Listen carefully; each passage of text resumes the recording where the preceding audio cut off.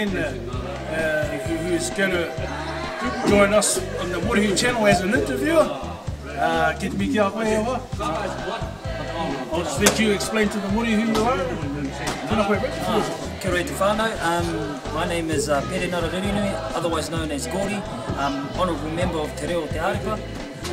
Yeah, I look forward to bringing you some interesting interviews with some interesting Mōrihus throughout the motu.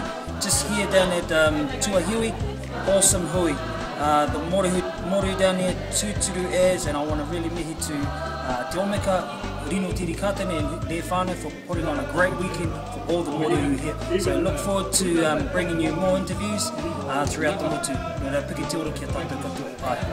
Kia ora tātou, brother. Kia ora koe. There you have it, whānau. Mr. Rirunui.